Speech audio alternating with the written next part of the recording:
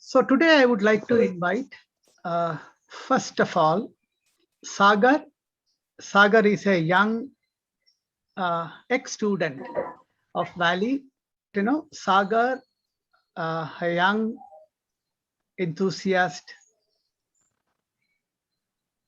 passionate about everything around. I've heard this word, Kalyana Mitra, Buddha talking about it. I think Sagar is a Kalyana Mitra to everything. Logame Taravada Eniki Pulgalum Pulkalum Kudi Tan Kudumbakar. That means the whole world is my family, and even this grass and the worm is my relatives. It's a beautiful poetic expression. So I see Sagar growing up beautifully,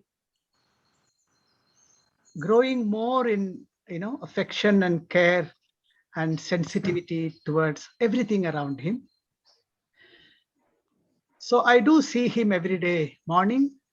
It's such a beautiful sight to see. We also have, particularly on Saturday, Sunday, quite a lot of people visiting the campus or outside the campus who are naturalists. They will be having cameras, tripods, and lighting equipments to capture a lot more things. I think that is not part of nature. That's my feeling. Whereas you are nature, and you with the nature, watching, seeing things, observing things, I think you are perfectly, in nature. So that's what I remember when I was talking about Sagar. Sagar had, great deal of learning, not just from the books and from our schools, but directly going to places, being in places, and observing, actually wondering why they are in that way. So we are going to listen to Sagar, something, uh, I'm looking forward. So over to you, Sagar.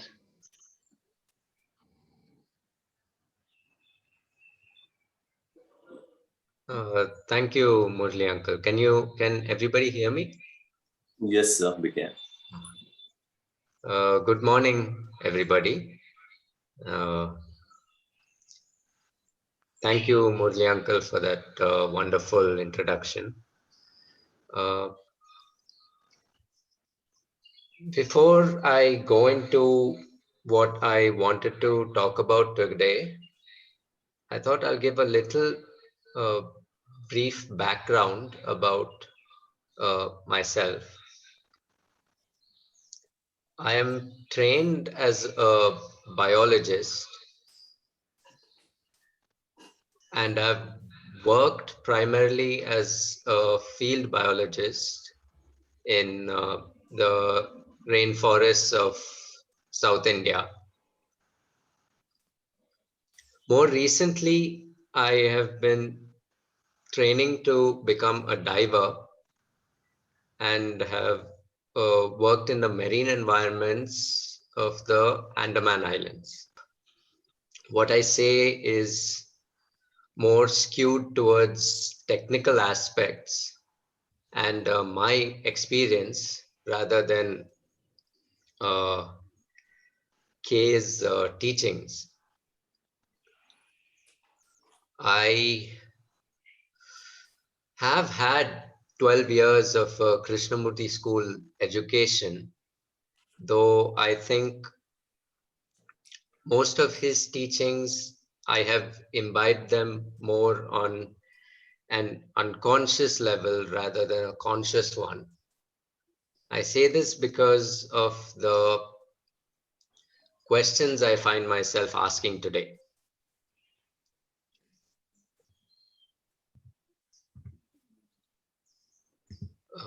The climate crisis and the ecological crisis, uh, um,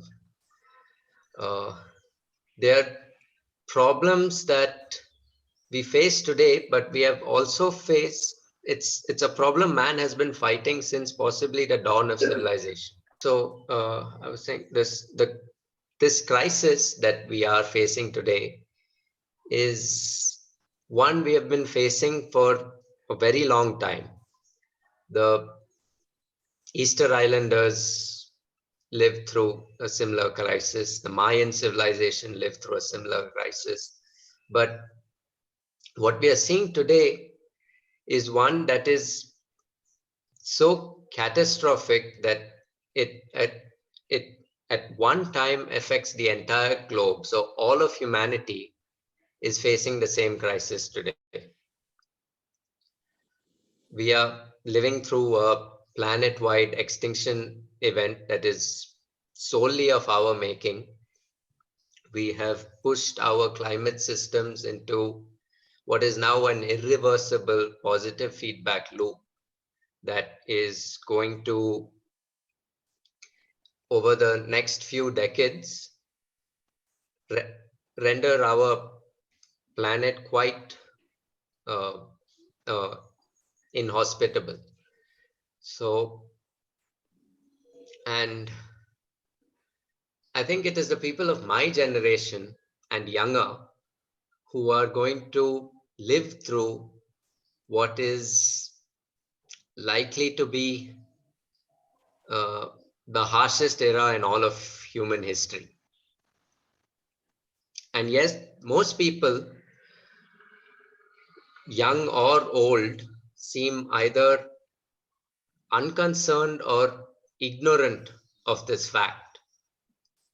I know many of my peers, um, they have who have become either doctors or businessmen or lawyers and such. They they don't seem either they don't seem cognizant of what is happening, or if they are, they don't really want to talk about it. They're more concerned with what are the latest shows on Netflix or something like that.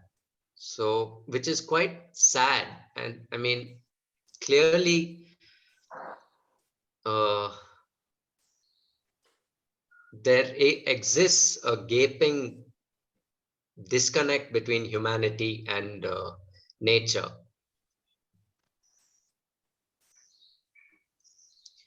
Most of my work has been in the Western Ghats, which is a biodiversity hotspot.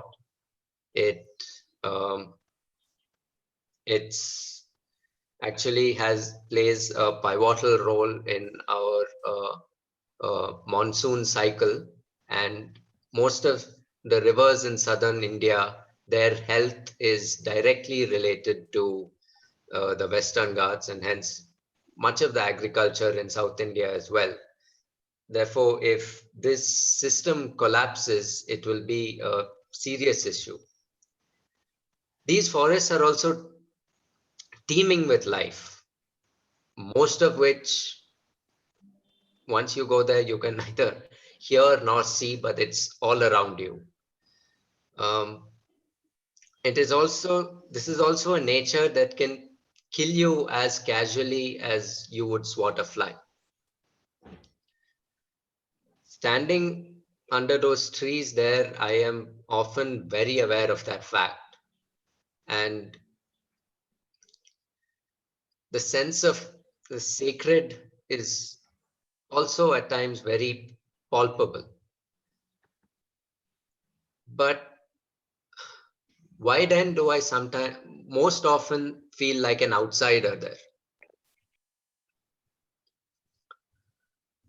Maybe 15,000 years ago, which is a blink of an eye in the planetary context, uh, humans used to live in such environments.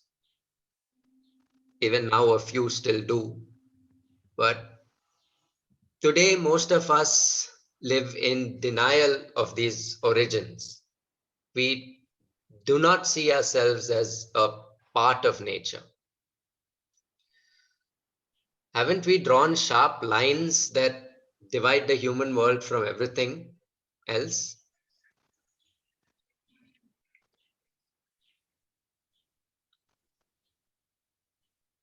The wild is often viewed as a place of disorder and danger, and our cities as places of, as havens of order and safety. I would ask, is maybe the reverse true? Krishnamurti has said that if we lose our relationship with nature, that we will also lose our relationship with humanity. Isn't our relationship with nature right now in tatters? Many of us scarcely leave our sanitized artificial environments where we have, where we live amid so much death. We have eradicated all other life. It's quite shocking. And I had to ask, can a relationship of any kind exist in such an atmosphere? Krishnamurti has also talked about a sensitivity that comes about when we uh, do away with our utilitarian outlook towards nature. And isn't it true that we view nature only as consumers?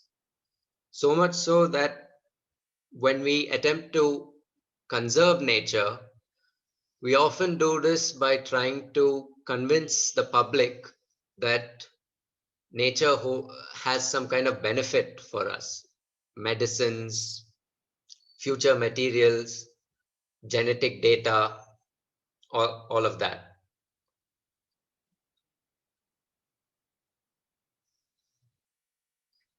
I've thought about the thrill of like spotting a rare animal, or the sense of accomplishment when you finish a trek, or the pleasure of swimming in a river. Aren't these also forms of consumerism? Though sometimes or often they are packaged as a love for nature, I would question whether that is truly love.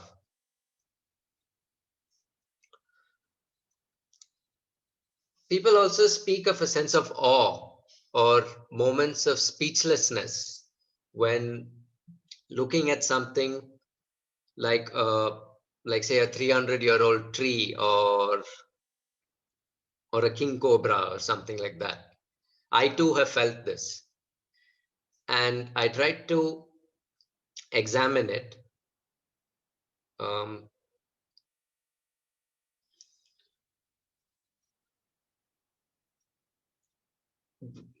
don't we?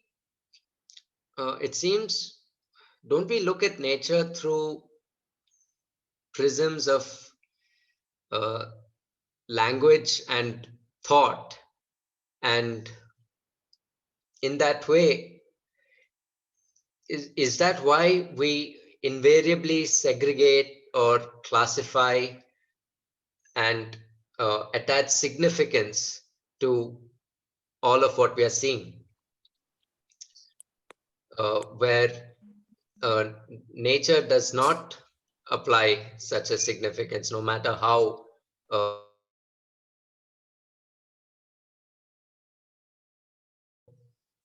I don't know why, but these rare animals or this giant tree is somehow exalted, and it sticks out. Could it be that we so completely fail to comprehend the totality and vastness of nature simply because it is non-verbal? And so our words and our thoughts are just rendered inadequate.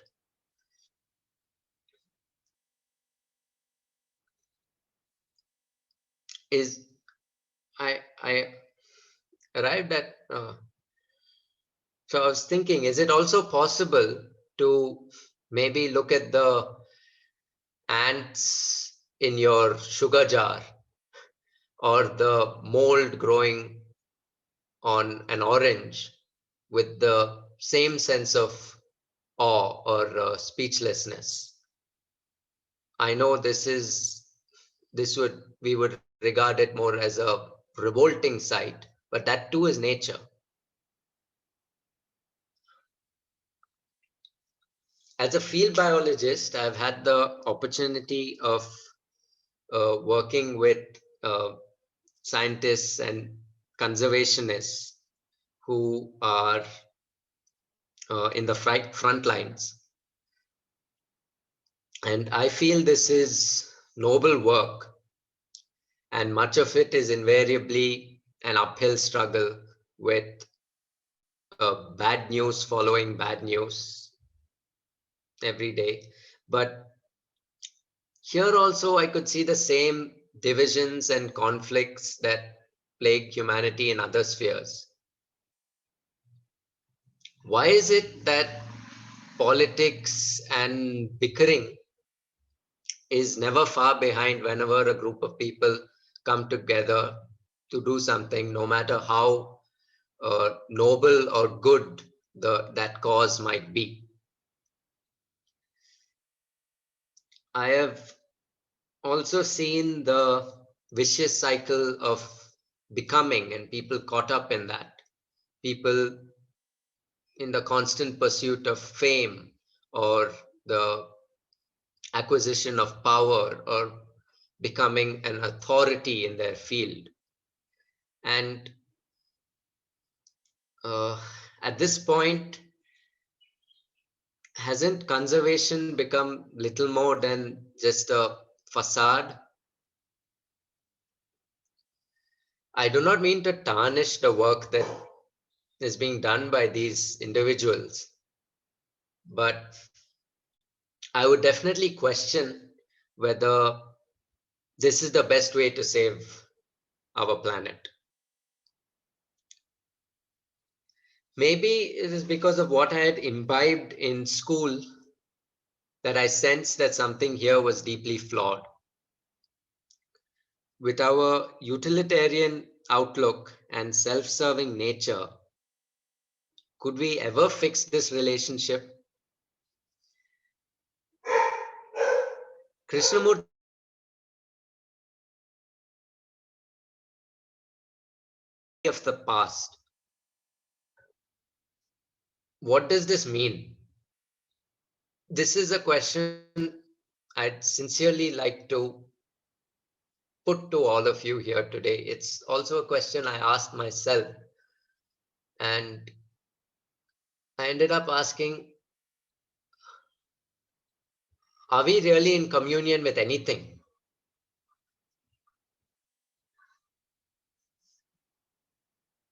Could maybe a prolonged exposure to nature, this vast non-verbal entity, could it quiet our minds to a degree that we finally begin to understand what this communion means?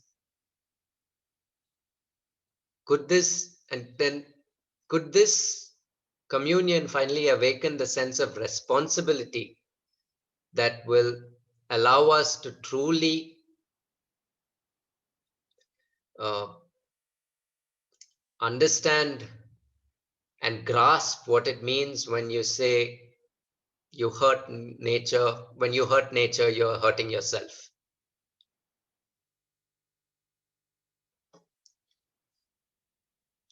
uh, Lastly, I would like to express a debt of gratitude to uh, uh, Murli uncle, who has given me the opportunity to speak here today, and also to Valley School for giving me the freedom to run wild for so many years in their magnificent campus.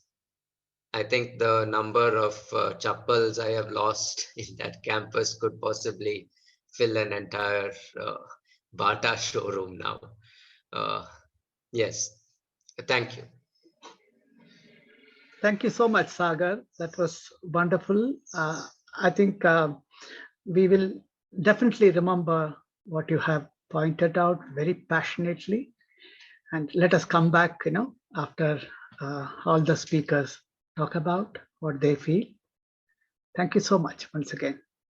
And next participant, I would like to invite Advait. Advait, though he was not in my classroom, but I have seen him, more often in Valley. I understand that Advait is physically touched by K. And I also think that he is deeply touched within by K's teachings. Because whenever I have a conversation with him, I get a feeling that here is a person probably concerned about the environment, which includes people, animals, trees, and everything else. So I thought of inviting him for today's session. Advait, I would like to listen to you. Hello, everyone. Good morning. It's lovely to be here, and courtesy Murli sir and the whole Valley Study Center. This is a topic, I think, along with the rest of everything that we think about and everything that we do or don't do. And like Saga was saying earlier about how humanity has strangely, but truly enough, influence the outcome of how this unnameable thing that has existed for billions of years, going through vast changes the entire time, has been reduced to such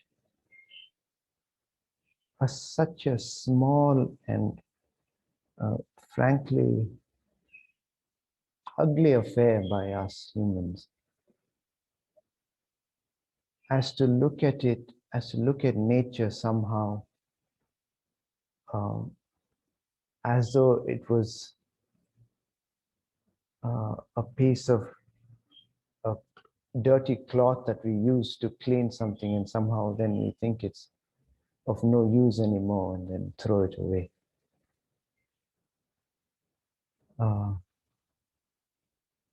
It,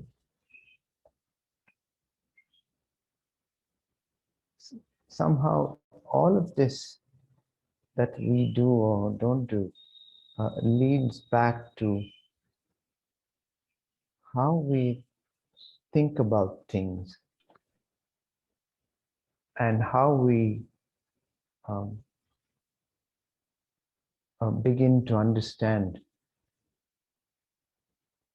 And this is where education seems so important in our lives, not just for the younger people, but everyone that really exists. And I've heard people say many a time that it's too late for us to do anything, the older people especially. And I wonder why one would say such a thing. Uh, and then on the other hand, you have this sense of, or even for that matter, the word responsibility. And and how often it's talked about, and how often, uh, or carelessly talked about rather, uh, although it seems seriously being spoken about. One says one has a responsibility towards one's family or towards something in particular. And then on the other hand, there are people saying it's too late for us. So is it that because we are not thinking things wholly, completely, uh, we tend to say at will whenever we choose, whenever it's convenient, that something is not possible or something is possible. And is not nature uh, in some way, uh, it's definitely on its own, in a sense that human interference may have a, a deep impact on it. Uh, but is it not that when we think about all these things, about responsibility, about why we do or say things or don't do, somehow uh, impact not only us but nature?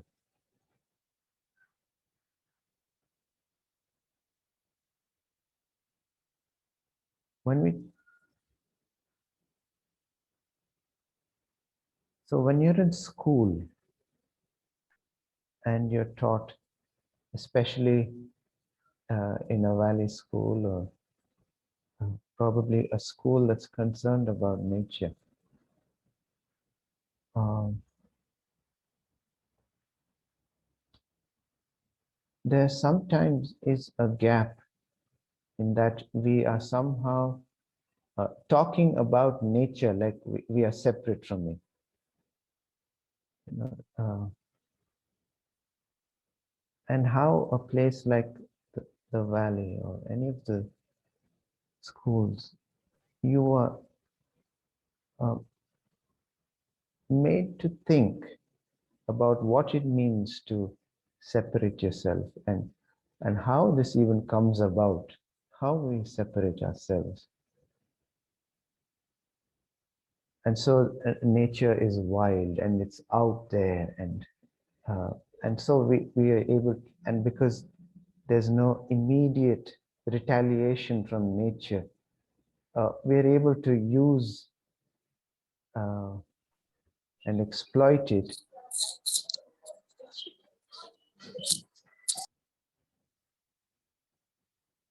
Yeah.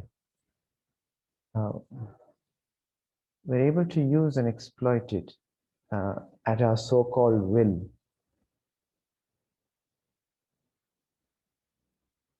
And this, and surely it's having this impact.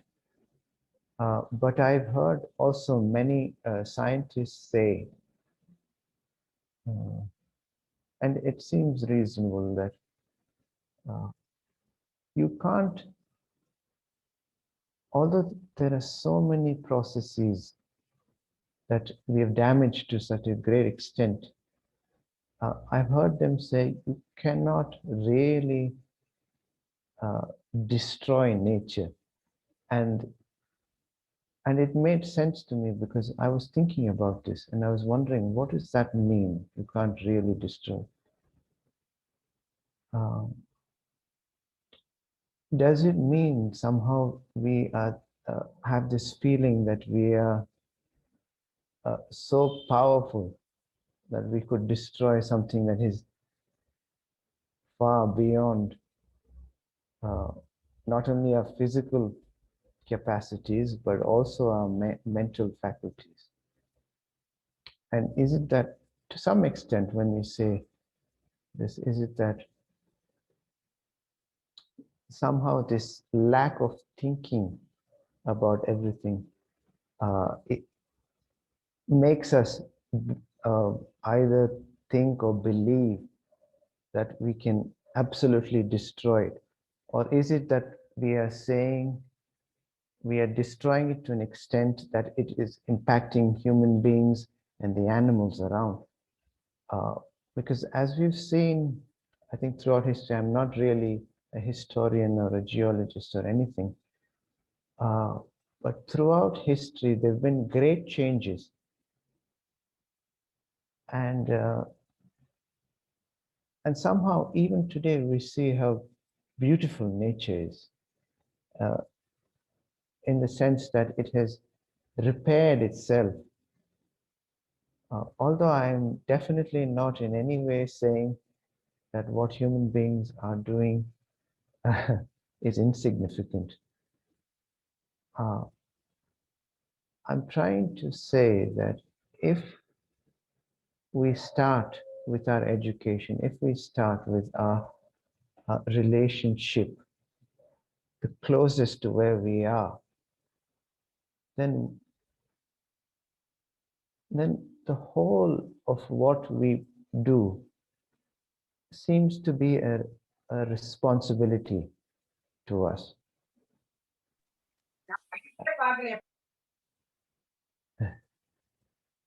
And so this, and so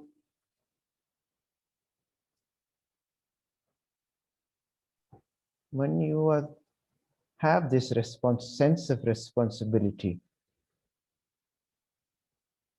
then whatever we may do may not be a detriment to anything around us, let alone us causing major floods and destruction of this huge, let's say, blue whale, for example, or a small ant, like Sagar was saying.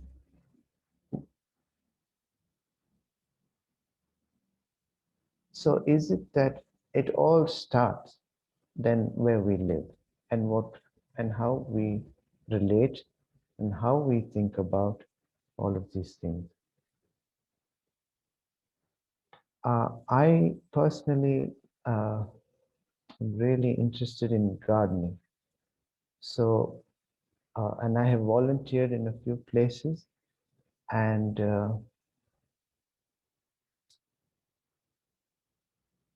you see other people also do this. And there are very, very obviously to varying degrees, people say and do things. A gardener could just be a person who's weeding, or a person who's managing uh, 10 acres of land, trying to grow something for the rest of us. So even in this small place called a garden, and this gardener who is so passionate about what they're doing, in some sense, one sees that that passion for that specific thing somehow doesn't carry on into the rest of one's life, of the rest of one's day, even, let alone in an entire lifetime. But even one's day, um, and I do not mean to uh, degrade anyone or have a sense of, but I've seen just very recently a farmer, you know, a very good, what people call, they say he has green hands. This farmer who I know personally, um, he's extraordinary. in what he does. And anything he touches, it doesn't die. It grows like it's magic. And it's amazing to look at. Uh, and this farmer living in the countryside in India, along with this vast open hills and valleys,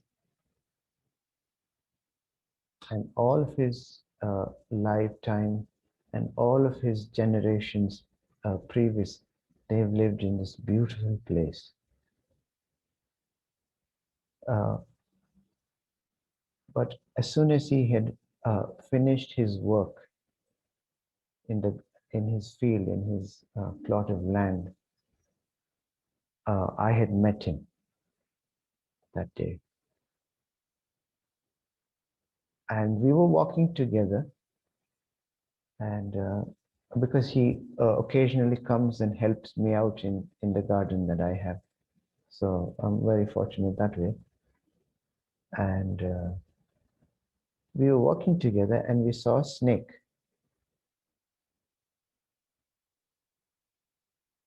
And he says to me, "Don't go close to it." I said, "All right, it's fair enough. We've learned throughout history not to go close to a snake if one doesn't need to." And then he quickly identified that it's not a cobra. And he holds a cobra uh, as sacred, as something that worship and never harm under any circumstance. But since he identified that it's not a cobra, he said, maybe I'll go kill it, because it might go into the neighboring land and bite someone. And I just asked him, why is it that uh, you would kill this snake and not the cobra?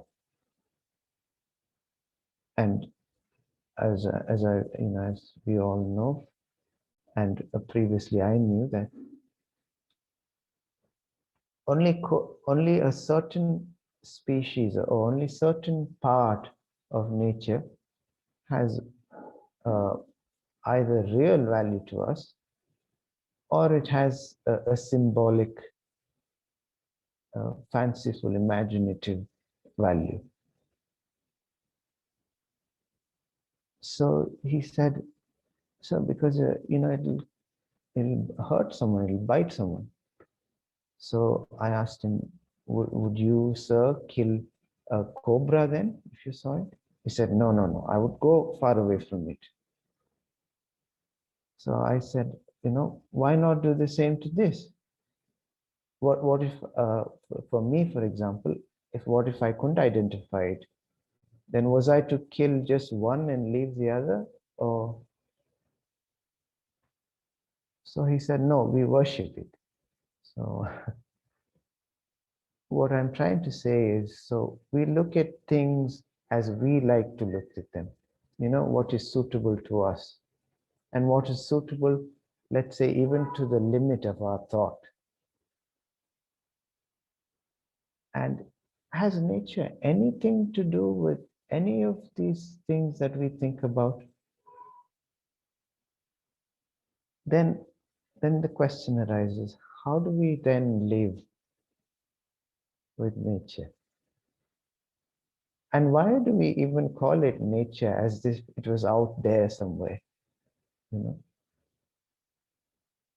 Uh, at least verbally we know we are nature. We are born from this. We did not come from somewhere else and then come onto this earth.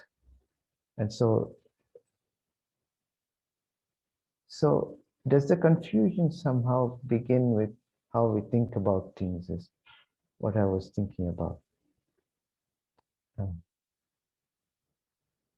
So I hope I haven't overstepped, sir.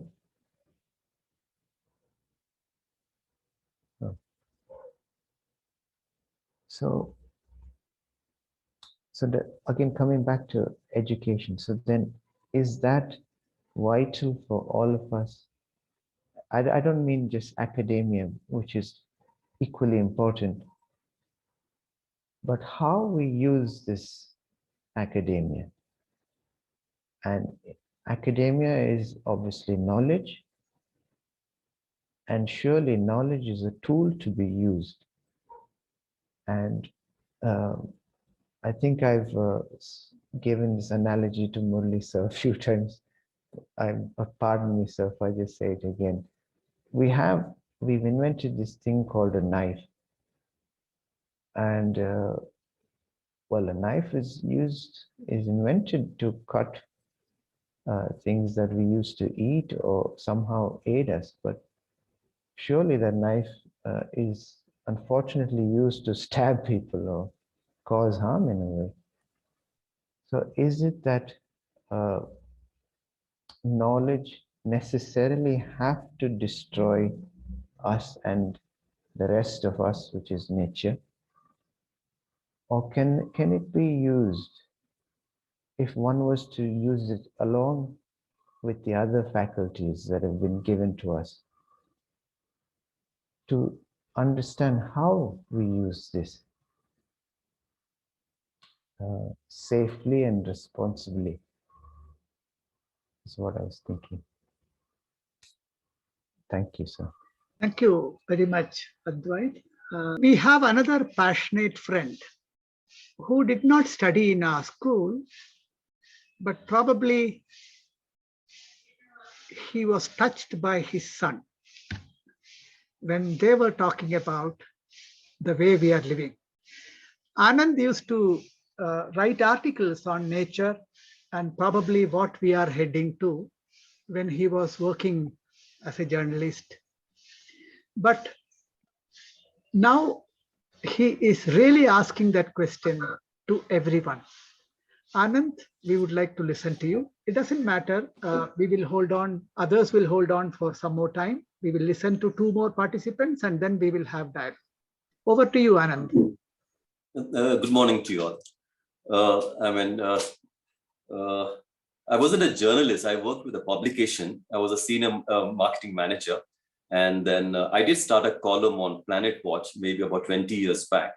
It started then, it's, as you said, it's because of my son. I mean, he studied something in class 5th, 6th standard, and then he came and spoke to me about the way we are destroying the planet.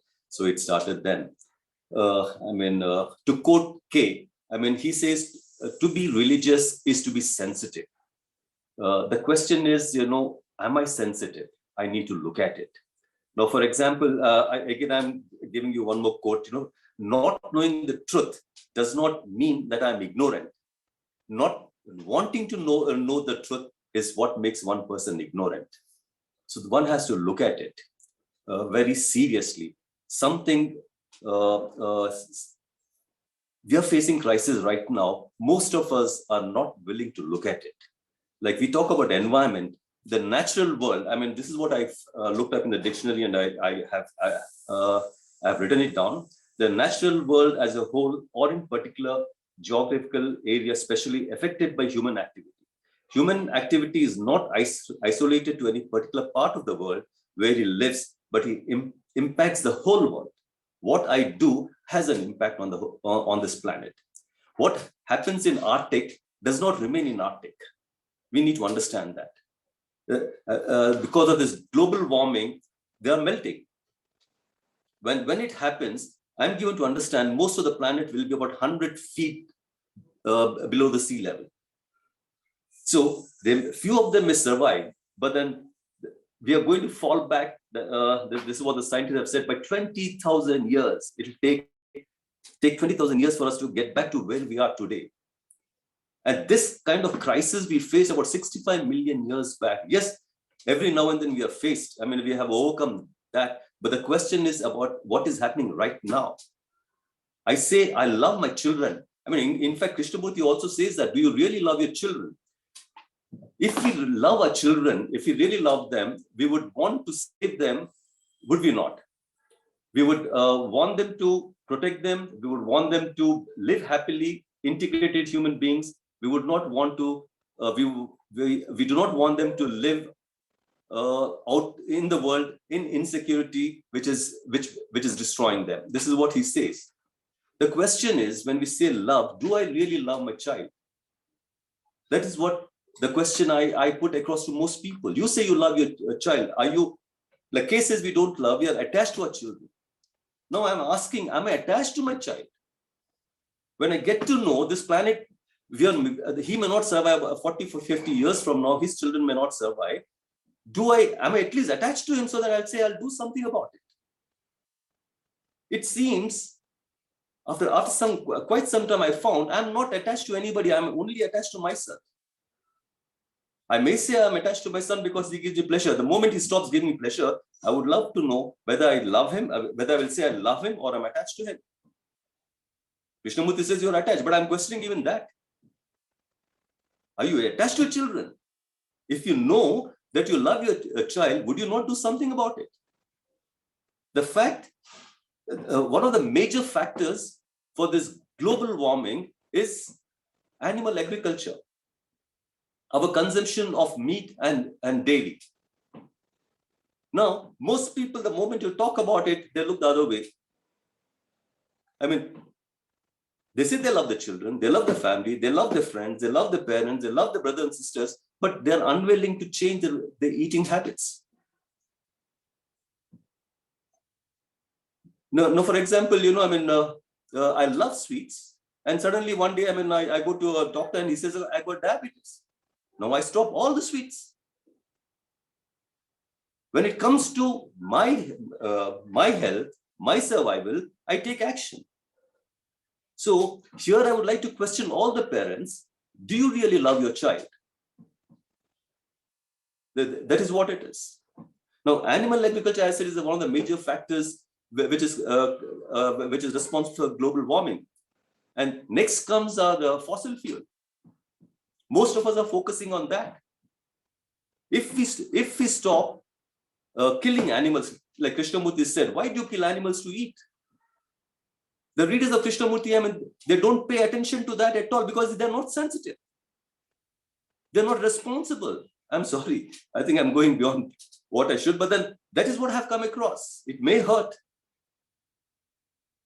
If they're really sensitive, if they feel they're responsible, there's an action. Perception action. Why can't they see that is the question? Now, for example, I have some details here. The amount of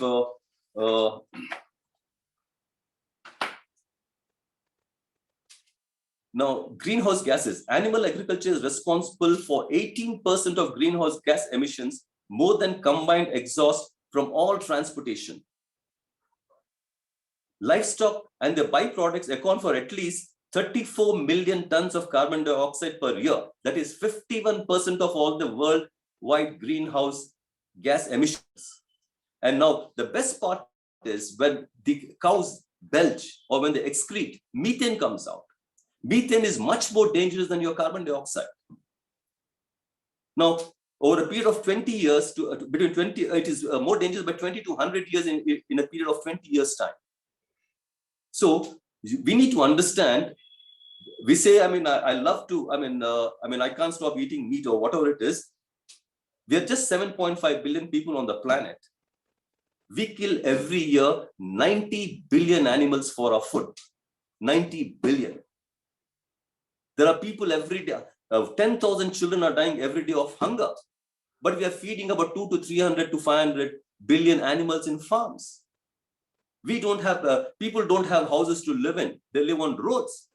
There are nearly about 40% of the planet is occupied by these animals. And because of these farms, we are destroying the forest. We are burning the forest. Illegal activities are taking place. And because of man's activity, every day 100 to 200 species are going extinct. We don't seem to understand that. Man is only 0.01% of the species. He has wiped out 85% of the species on the planet. What kind of human beings are we? We don't seem to love anything. We love to destroy things. And now our eating habits is a major factor in this. What is so difficult if I get to know you? I mean, am I going to die if I do not eat meat? If I do not consume dairy and dairy products? What is going to happen to me? Nestle, one of the biggest multinational, it's going vegan. It's going for plant-based milk products. Why are they doing it? Germany, for all government functions, they have banned meat. Officially, no meat for these functions. Why? New York is the first state in the Americans don't believe, the American government doesn't believe, but New York has declared climate emergency. That's the first state in the United States to declare that. I think Hawaii is the next. Why are they doing it? 97% of the scientists are saying they've already crossed the danger mark. What are we doing about it? We continue to do what we want. And then we talk about Krishnamurti. Because we're Krishnamurti readers, I'm saying this. We are worse than the normal person out there. The moment you say, you know, I mean, you do not touch animal products. I mean, it is happening. Anyway, I'll let you not go into that. So it is very important for us to understand that you know that I'm, like Kay says, if you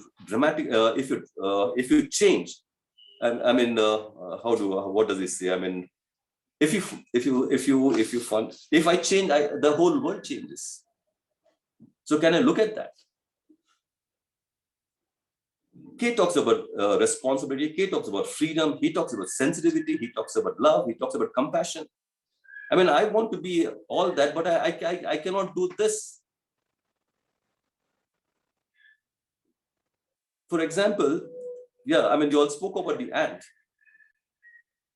Ant and bees. If they're not there on the planet, mankind cannot survive for more than 1 year. That is the usefulness of these animals. Ants outweigh us by 7.5 times. And millions and billions of bees are dying because we use pesticides and other things. They are dying. And they're coming up with artificial bees. What kind of stupidity is that? Now, we say, what is it we can do? But the point is, if 1% of us, which is 7.5 billion people, if it is 1% who can perceive this, who sees this, who understands this, there will be a transformation on the planet. Kay also said, few people get together. I mean, it is going to affect the human consciousness. Individual does it. Individual, when it changes, it affects the human consciousness. So can I look at that is the question. Can I do it for my children and their children? Nature will survive. Sir, nature will survive. Whatever you do, nature survives. The planet will continue to be there. Nothing is going to happen. But you and I will not be there. Our children will not be there. Anyway, I will not be there. But my children and their children are not going to survive. For the future generation, for humanity to continue, can I do something about it? Now. Not wait for the politicians and organizations and other people to do something about it. Can I change is a question. We have some young people like Greta Thunberg. Then you have Felix Bean. Felix Bean wants to plant 3 trillion trees. Even that is not sufficient. Greta seems to have a better understanding. You know, Felix Bean is a German who spoke at the United Nations earlier. He's about 24 years. Much before Greta, that was. I think he too was nominated for the World Prize, if I'm not mistaken, or he may not be, I'm not sure. But Greta again is nominated for the second time. I mean, she's fighting. And we also have Seven Suzuki, and that girl, even she was invited to United Nations to speak when she was 14 or 15 years or something like that. Now she's about 38, 39. She's an environmentalist. She's fighting for it. She's a Canadian. Her father is a scientist. He's also fighting. David Suzuki. He's also fighting for the environment. There's so many scientists, I mean, who are trying to do their best. As an individual, what can I do? As a father, what can I do is my question, sir.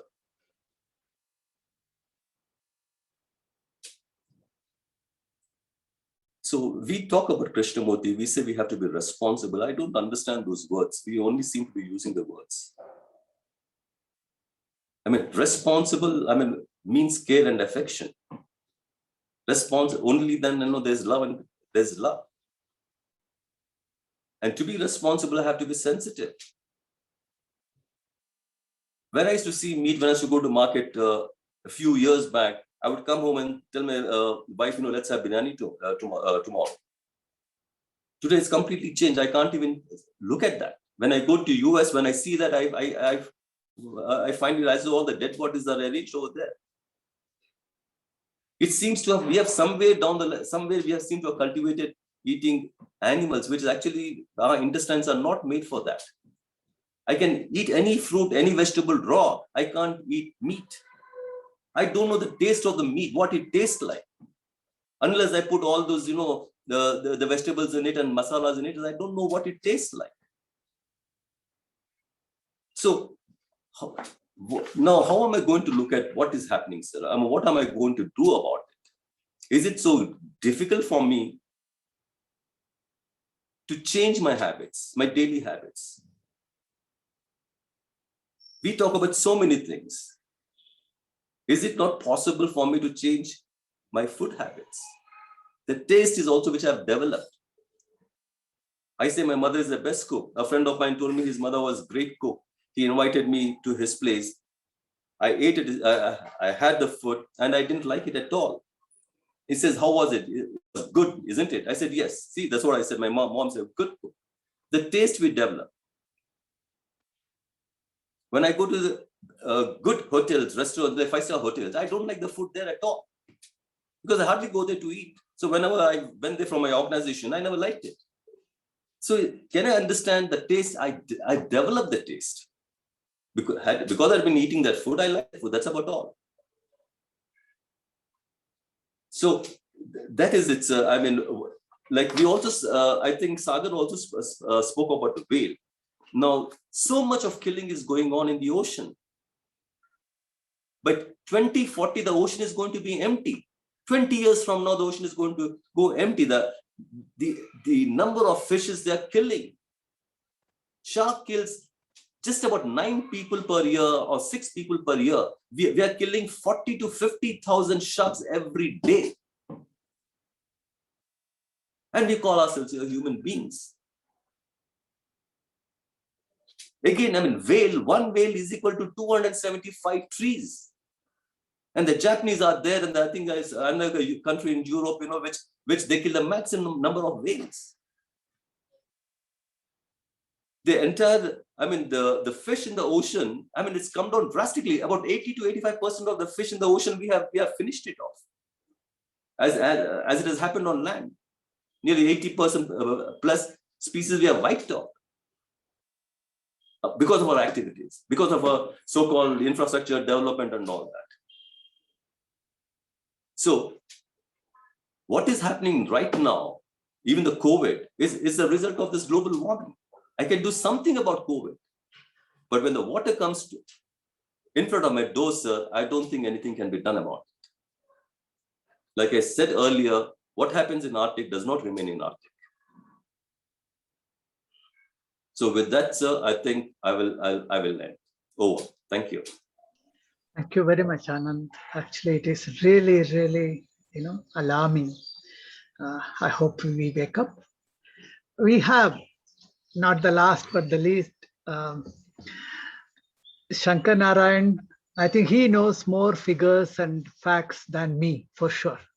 He can really, present everything. But what I was really interested in is Shankar Narayan always had, come to me, or rather when I was interacting with him, he presented a very different kind of, outlook. I think Krishnaji used to say sometime that 400 miles, few people walked to meet him and talk to him, and they are representatives of a culture which never wanted to harm anything. I haven't met such people, but when I meet Shankar, I'm reminded of them. That's the nature That's the sensitivity I feel about him. He's a young parent of Valley. He is doing his level best to um, understand what Kay is talking about and bring it in very, very different ways. So I invited him to understand how he would open up this topic. Over to you, Shankar. I'm keenly, waiting to listen to you. Namaste, sir. Namaste. Namaste, all. Thank you so much. See, as Sagar and Advait already put it, nature is not out there. This is nature. This body is nature. So, if we look at it, this has been clearly pointed again and again, even in our Vedas and Vedanta. But we have made chants out of it. We are just chanting it. For example, Akashad Vayuhu Vayoragnihi Agnerapah Adhyah Prithvi Prithivya Oshadhayah Oshadhibhyonnam Annat Purushaha.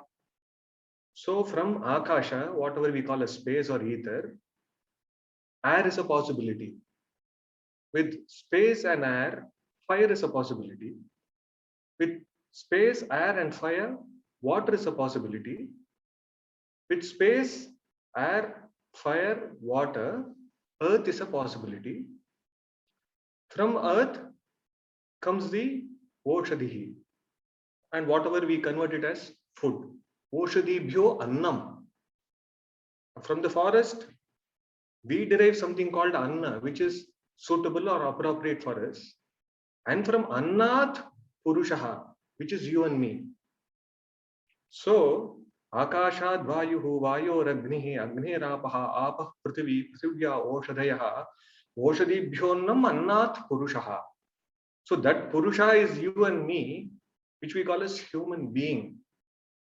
But nature, the word nature isn't nature. We are nature. It is not a spectator sport like, no, I am seeing nature. We are nature. That this gets into a mental construct called environment. The word nature isn't nature because here again there is no difference between what is observed there as nature and here the observer, because the observer is observed. The nature is I'm an appearance of nature. I'm an appearance of nature. Like an ant is an appearance of nature. And that's where we cull out something called, which is a mental construct called environment. But that environment, whatever we carve out or cull out from nature, is to just understand what is. Science is just trying to understand what is. 9.8 meters per second square, whether I know it or not, it is already operating over there. Or I wish to change the unit into centimeters per nanosecond square, it doesn't change. So nature is out there, gravity is out there. Science is trying to make sense of all this. It's trying to understand it, measure it, and the mischief starts here. I say, I am the center of it. I am the center of it, so everything revolves around me. So it points very clearly that the moment I say that I am separate from it, I am looking at nature, which is ridiculous. Akashad Vayuhu Vayoragnihi Agnirapaha Apah Prithvi Prithivya Oshadayaha Oshadibhyonnam Annat Purushaha Savayesha Purushayeva. So if that is the case, all of us are seeing each other. We think that eyes are required, light going inside this organ called eyes. We don't see using eyes. It is getting into an inverted image on the retina, and through the nervous system it is going to the brain, and we are all seeing through the brain. But we all forget one thing: it is not the eyes, it is not the retina, it is not the nervous system, it's not the brain, again, which is actually housed in a skull, which is completely bereft of light. We forget one thing, that light is seeing, not you and me. We may have everything in place, eyes, brain, everything in place, awake, alive, or whatever it is. But you and I are seeing because of light. So light is what is seeing. And we don't say Bangalore light or American light. Light is light.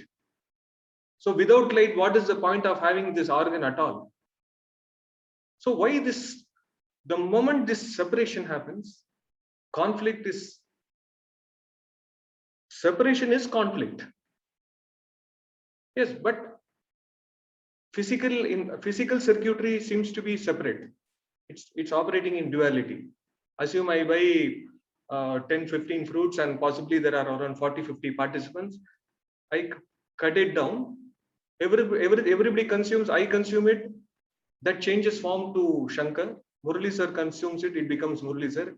Sagar consumes it, it becomes Sagar. So life is only changing form. That is where somewhere there is a pointer in our Vedas also, which doesn't get into this business of morality, do's and don'ts. I clearly see that life is changing form. Yesterday's apple is today's Shankar. Today's banana is tomorrow's Murli sir. So life is changing form. There is no point in telling I am a vegan, he is a vegetarian, I am a non-vegetarian. I am this holier than thou attitude doesn't work, because let us leave it to morality. Morality is a social construct.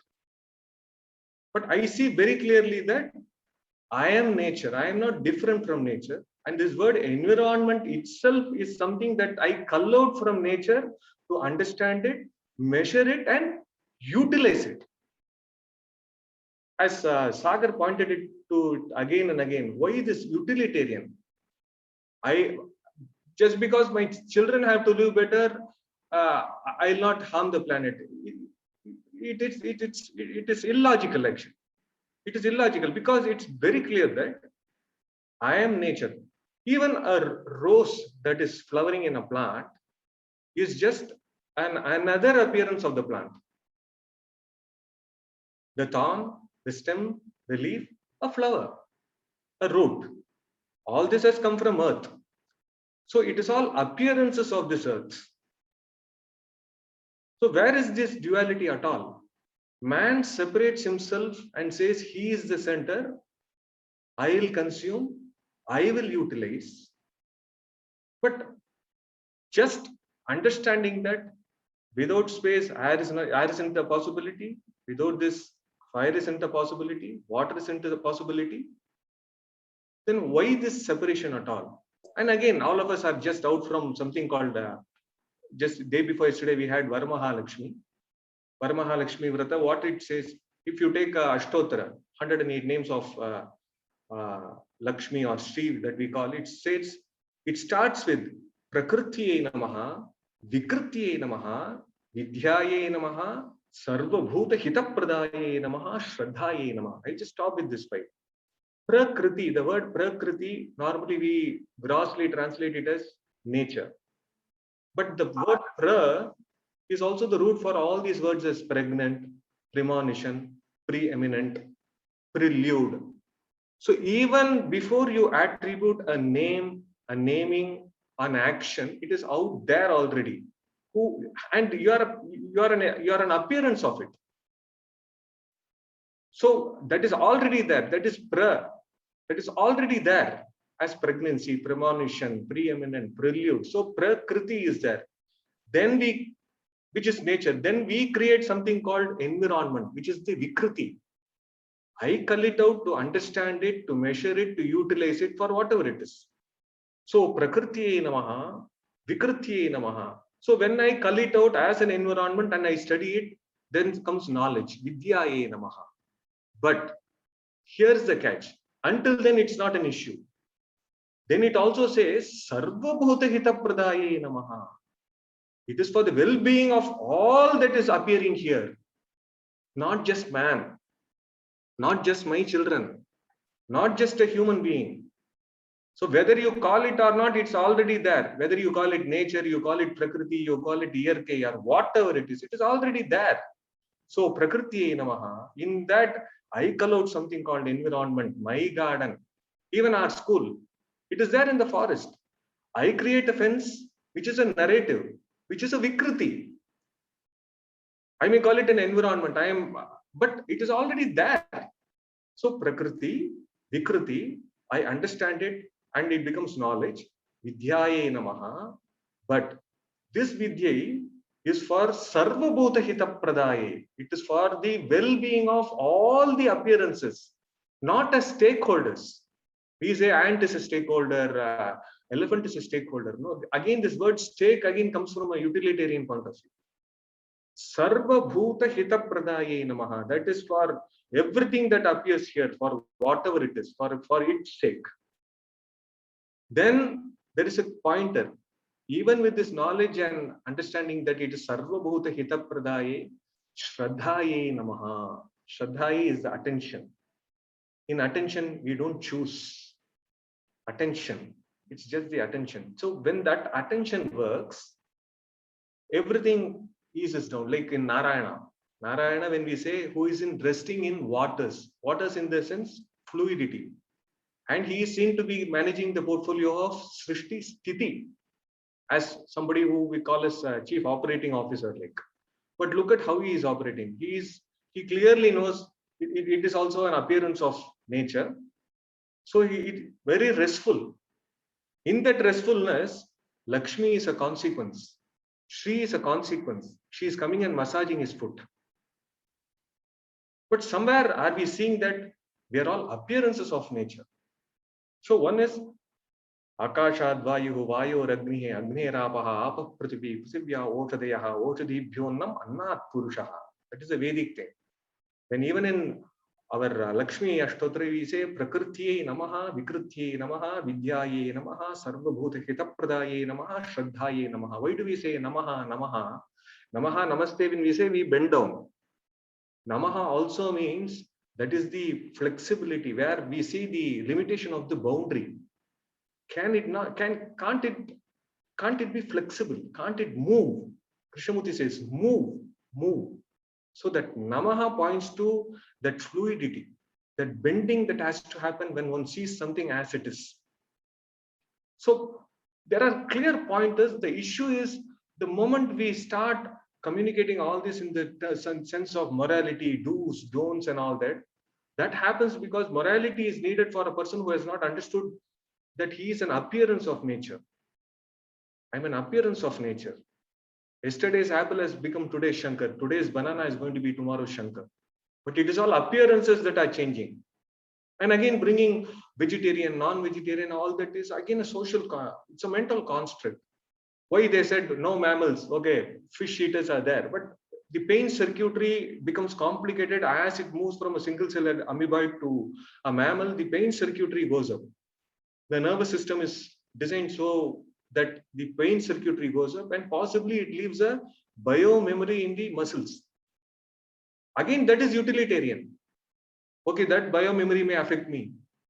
But if somebody sees that I am just an appearance of this nature, of these 5 elements, Pancha Bhuta, I am just an appearance. I am a concoction of it. I'm an appearance of it. So it will appear. In Tamil, we have a beautiful saying. We don't say for to be born and to be to die. It says Totram and Mayakkam. Like a wave appears in the sea, it is an appearance. So Shankar or Muralidhar or Sagar or Advait, they are all appearances of this nature. They will appear and they will disappear. So I wish to conclude with one more chant, which also has its place in our Nadnina, in our school. It is from Rigveda. Rigveda is in the 10th chapter of Rigveda, 10th mandala. It is called the Nasadiya Sukta. It goes like this: Nasadasin no sadasi tadanin nasidраjo no vyoma paroyat kimavari bhakkuhakasya sharmannam bhakkima asid gahanam gabhiram namrutyura asid amritam natarhi naratryahan asid praketa. I'll just take the third line in this. Na mrityurasid amritam na tarhi na ratriya anna asid praketaha. When we talk about creation, we are not talking about something that is put together by thought. Creation is out there. In the sense, when I say out there, again there is a duality. I am that creation. I am an appearance of that creation. In that, time enters and brings in something called mrityu and amrita. Etymologically, if we see the word amrita comes from mrita, and mrita comes from rita. Rita means, and again we have a yearly thing coming out as rita. Rita is that which is flowing. Satya or rita is just as something is flowing.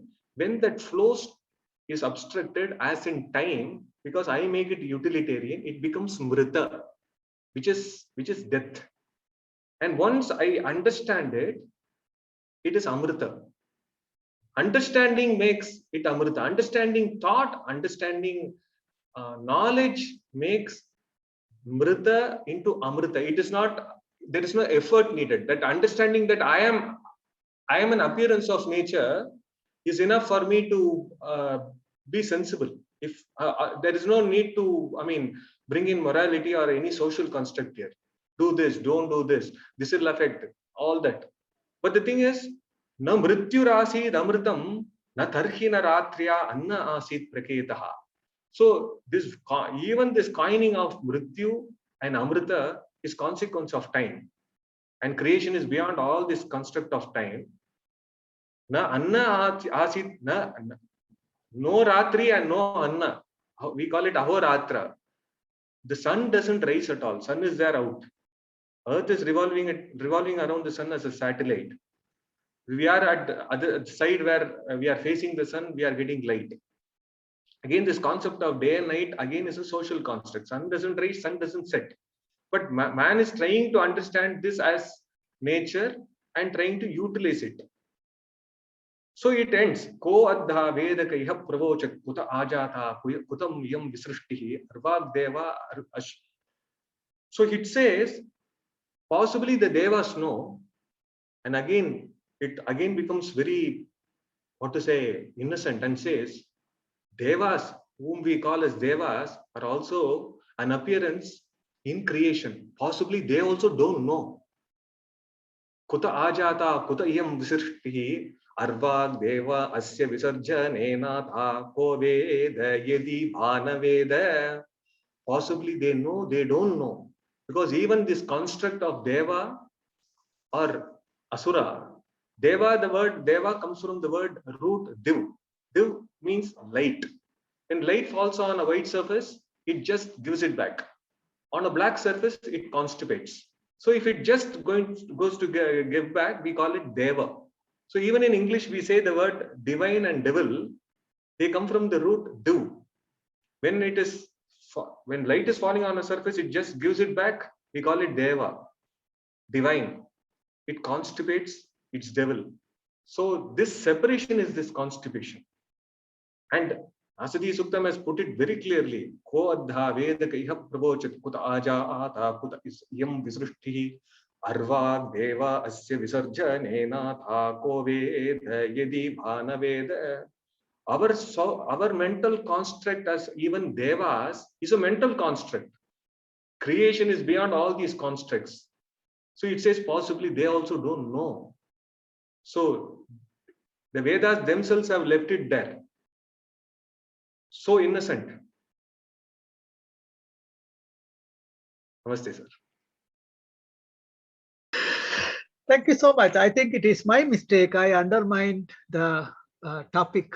I undermined participants. We will open it up for everyone. I think it was excellent. To me, we don't know a lot. And when we really understand, and when we talk from what we know, that is bringing that separation. So we will open it up for everyone who would like to ask a question to open up a little more. Yeah, Dwarakanath had been waiting. Please go ahead, sir. Good morning, sir. First of all, before raising a question, the listening part was the best. And first of all, standing ovation to Murli sir, the organizers, participants, and especially the speakers. 4 speakers kept me spellbound, and is one of the luckiest day for me. And as one of the participant, the speaker was talking in terms of waves. He was telling Bangalore has no samudra or waves, but we got the best of waves from the best of beaches of the world. Today, a confluence has taken place. My grateful thanks to Murli sir, the organizer, and this one. Please accept my, and I don't have any words to speak. And thank you so much. In 1 minute, I like to say, and you convey my best of regards to all the people. We love to speak in person and hear them again. And one, as an individual, I feel we are all selfish people. We are most selfish. That's how everybody should be selfish. Then only there is a meaning for this world. If everybody can take care of themselves perfectly. And in this connection, I wanted to tell one person has told that with awareness, we have to act and be a witness in whatever we are doing. And then clarity will come, cleanliness also will come, and we'll be adding more spirituality into whatever act, whether it's cooking or cleaning or thinking. And this is my submission. I'm not that a good speaker, sir, but grateful thanks to you all. Thank you. Thank you, sir.